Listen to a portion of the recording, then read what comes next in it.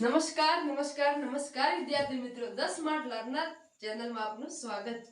તો આપણે મહાસંગ્રામ most IMP પ્રશ્ન માટે એક સિરીઝ શરૂ કરી છે જે આપના માટે ખૂબ જ ઉપયોગી થશે અને આમાં અમારો ઉદ્દેશ્ય એક જ છે કે અમારા થકી જે મોસ્ટ આઈએમપી પ્રશ્ન આપવામાં આવે છે એ તમને ખૂબ હેલ્પફુલ થાય અને તેના કારણે તમે સારા માર્ક્સ મેળવી શકો।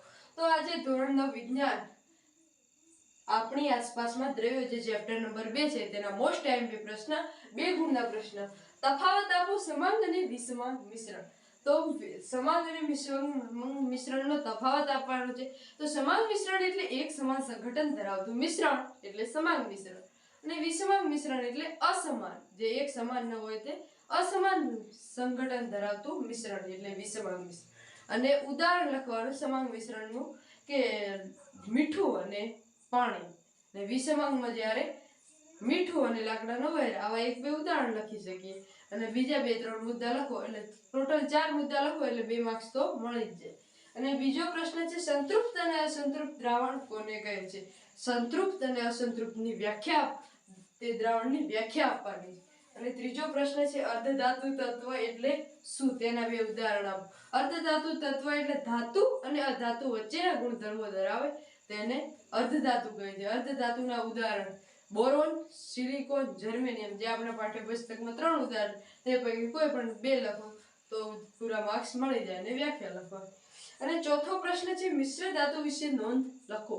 મિશ્ર ધાતુ કોને કહે તો કે એક ધાતુ અને એક અધાતુને જ્યારે મિશ્ર કરવામાં આવે છે જ્યારે તેને ભેળવવામાં આવે ત્યારે એક નવી બનતી તત્વ ધાતુ તેને મિશ્ર ધાતુ કહે છે। ઉદાહરણ તરીકે જે પિત્તળ હોય છે તેમાં 30% જસત હોય અને 70% તાંબુ હોય તેનું મિશ્રણ બંનેનું મિશ્રણ કરી એક નવી ધાતુ બને છે પિત્તળ। અને પાંચમો પ્રશ્ન છે નિલંબન અથવા નિલંબિત દ્રાવણ કોને કહે છે તો તેને પહેલે સર્વપ્રથમ તેની વ્યાખ્યા આપવાની અને તેના વિશે ટૂંકમાં લખવાનું કે નિલંબન એક વિષમાંગ મિશ્રણ છે તેના કણોને નરી આંખે જોઈ શકાય છે। અને છઠ્ઠો પ્રશ્ન છે તફાવત આપો મિશ્રણ। આપણે 3 ગુણના મોસ્ટ આઈએમપી પ્રશ્ન જોઈશું। તો પહેલો જ પ્રશ્ન છે ધાતુ અને અધાતુના ગુણધર્મો જણાવો। તો આમાં ધાતુ અથવા અધાતુના કોઈ બી એકના ગુણધર્મો આપણને જે પૂછે તો તેના ગુણધર્મો લખો અથવા તો આ સવાલ તફાવતના સ્વરૂપે પણ પૂછાઈ શકે કે ધાતુ અને ધાતુનો તફાવત લખો। એમાં સેમ મુદ્દા જેના એ જ મુદ્દા લખવાના। તો કે ધાતુ પૂછાય તો ધાતુઓ ચળકાર ધરાવે છે, ધાતુઓ રણકાર ઉત્પન્ન કરે છે, ધાતુઓ વિદ્યુતના સુવાહક હોય છે, ધાતુ વિદ્યુતના સુવાહક હોય છે, ધાતુઓ તણાવપણું અને ખેંચાવપણાનો ગુણધર્મ ધરાવે છે। તેવી જ રીતે અધાતુઓ ચળકાર ધરાવતા નથી, અધાતુઓ ચળકાર ધરાવતા નથી, અધાતુઓ રણકાર ઉત્પન્ન કરતા નથી, અધાતુઓ વિદ્યુતના અવાહક હોય છે તેવી રીતે લખવાના ધાતુના ગુણધર્મો। અને બીજો પ્રશ્ન છે દ્રાવણ કલિલ અને નિલંબનના ગુણધર્મો લખો। તો આમાંથી કોઈ બી એક પૂછાય કાં તો દ્રાવણ પૂછાય, કલિલ પૂછાય કાં તો નિલંબન કોઈ બી એક આપી દે અને તેના ગુણધર્મો જણાવો તો તેના ગુણધર્મો લખવાના। અને આગળનો ત્રીજો પ્રશ્ન છે ટૂંકનો લખો ટિન્ડલ અસર। આ ટિન્ડલ અસર એટલે કે પ્રકાશનું પ્રકિર્ણન થવાની ઘટના એટલે કે ટિન્ડલ અસર તે વિશે પહેલી તેની વ્યાખ્યા આપી પછી સવિસ્તર સમજાવવાનું તેમજ આપેલી આકૃતિ પણ દોરવાની છે।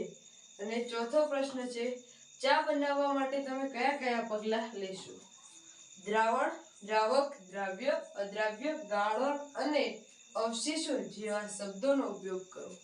તો આ તો સિમ્પલ પ્રશ્ન છે કે ચા બનાવવા તમે કેવા પગલાં લેશો। ઘરે મમ્મી દરરોજ ચા બનાવતી જ હશે તો આપને ખબર જ હશે કે ચા કેવી રીતના બને છે તેના પગલાં કયા કયા હોય છે।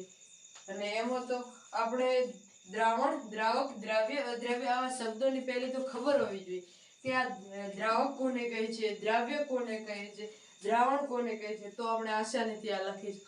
અને કે ધારો કે ખાંડ છે, ખાંડ પછી ચાની ભૂકી એ કયા પદાર્થ દ્રાવક આવે, દ્રાવ્યમાં આવે, અદ્રાવ્યમાં આવે તો એ બધી ખબર હોય તો આપણે સરળતાથી લખીશું। અને પાંચમો પ્રશ્ન છે નીચે આપેલ ઘટનાઓને ભૌતિક તેમજ રાસાયણિક વર્ગીકૃત કરો। તો આ મોસ્ટ આઈએમપી પ્રશ્ન છે અને તે આપની પાઠ્યપુસ્તકમાં જેટલા ઉદાહરણ છે ભૌતિક ફેરફાર અને રાસાયણિક ફેરફારના એ બધા જ ઉદાહરણ કરી લેવા। એમાંથી કોઈ બી 5-6 ઉદાહરણ આપશે અને તેને કહેશે કે ભૌતિક ફેરફાર અને રાસાયણિક ફેરફારમાં વર્ગીકરણ કરો. અથવા તો આવી રીતના પણ પૂછી શકે, ટૂંક નોંધ લખો ભૌતિક ફેરફાર અથવા ટૂંક નોંધ લખો રાસાયણિક ફેરફાર. કાં તો એમાંય ન પૂછવું હોય તો તફાવત સ્વરૂપે પણ પૂછી શકે કે ભૌતિક ફેરફાર અને રાસાયણિક ફેરફાર શું, તો ભૌતિક ફેરફારની વ્યાખ્યા આપવાની અને રાસાયણિક ફેરફારની વ્યાખ્યા આપવાની અને તે વિશે પછી તેના ઉદાહરણ લખો. તો ટૂંક નોંધમાં પણ લખી શકાય અને તફાવતમાં પણ લખી શકાય. અને બીજું છે કે આ ભૌતિક ફેરફારના ઉદાહરણો ખાસ કરીને મોસ્ટપણે ઉદાહરણો જ પૂછાતા હોય. જો વિદ્યાર્થી મિત્રો અમારા આઈએમપી ના વિડીયો તમને સારા લાગે તો લાઈક કરો અને તમારા અન્ય મિત્રો સુધી શેર કરો અને અમારી ચેનલ સ્માર્ટ લર્નરને સબસ્ક્રાઇબ કરો અને અમે આવા નવા વિડીયો તમારા માટે લાવતા રહીશું.